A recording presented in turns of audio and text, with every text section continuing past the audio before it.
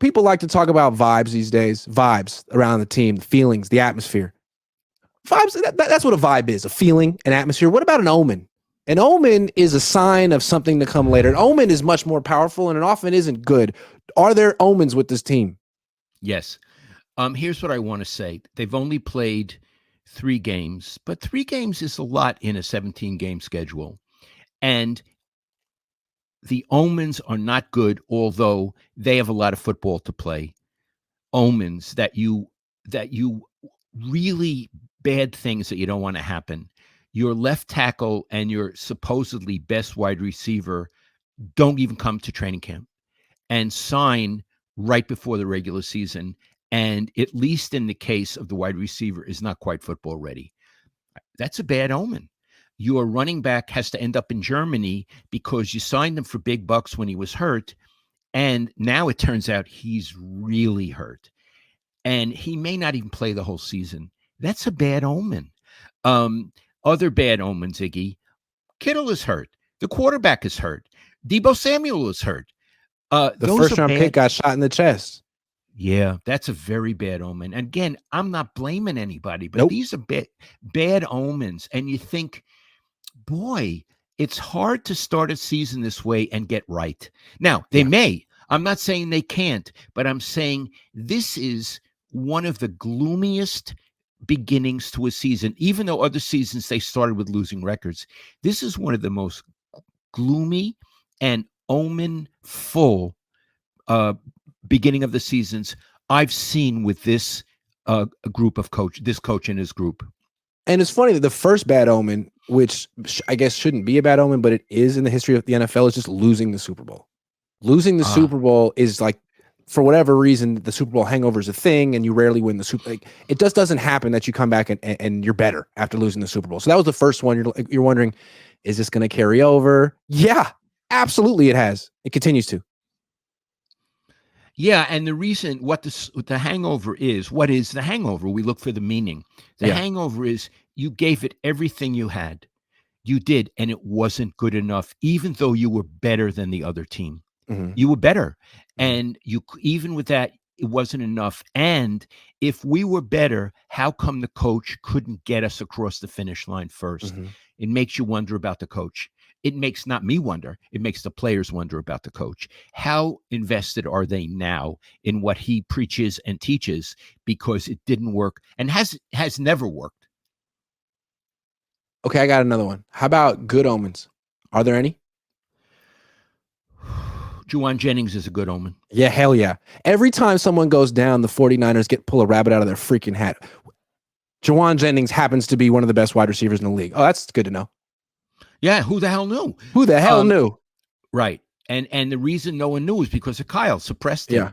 So, okay, I'd say that's really, really good. I'm struggling here because on defense. How about Brock Purdy playing well despite all these injuries around him on offense? That's a good omen. Not just for this year, but for the future. And if he's not seriously injured, and again, we don't know where he's at. He had an MRI, but let's assume he's okay. Iggy, he's a gorgeous quarterback. I love everything about him. So he is, look, I'm going to say something else. In football, everyone's career ends with a particular team at one time or another. I would predict that Purdy will be with this team longer than Kyle Shanahan.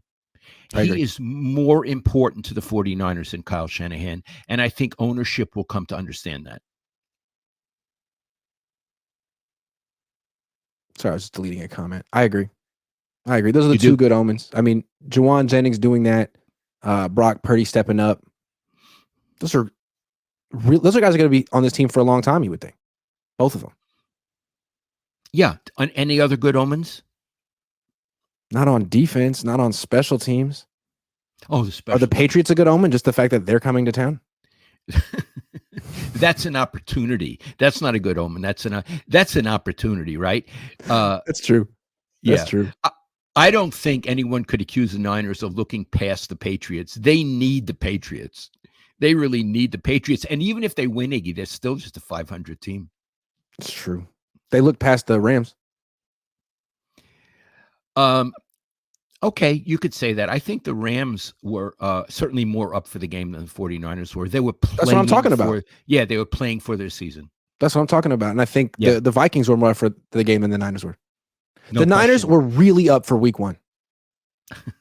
They were. And Salah did not have his team ready. Niners looked great week 1. They outplayed the Jets. They were better than the Jets. They outcoached the Jets. And then what? Did they took, that was it? They proved themselves? They took the foot off the gas after one game? Not great. I don't think they took their foot off the gas. I think at this stage you're just not that good. They don't got much gas. They don't have that much gas. You say they're not cooking with gas at this point? They're not cooking with gas. And in Berkeley, you're not supposed to cook with gas. Isn't it interesting how quickly a team can go from like great to like, oh my God, they're old? Yeah. Oh my God, they're old. And I do want to say, I don't know what the Viking season is going to be like. And I don't know what's going to happen with Sam Darnold because apparently he's hurt too. But right now, the Vikings are a better team than the 49ers and better coached. Absolutely. Yeah. Absolutely. The Lions are a better team than the Niners and better coached. I mean, we're going to see. The Cardinals may be better. Like the Cardinals were more impressive against the Rams than the Niners were. Offense and defense. The Cardinals held the Rams like 3 points for most of that game, right? That's right. They got they had 3 points, the Rams, and then late in the third quarter they got a touchdown. They finally scored 10, but the Cardinals killed them. Like remember last week on the show we ranked the teams in the NFC West? Yeah. The Niners might be the worst team in the NFC West. Wow. It's certainly you can make a case that they are. They have the same record as the Cardinals and the Rams. They're all 1-2.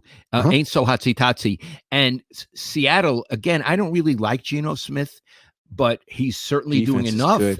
And the defense is good. Yeah. They don't have an outdated defense over there. They have a cutting edge defense. Somehow the Niners are outdated schematically on defense. That's incredible.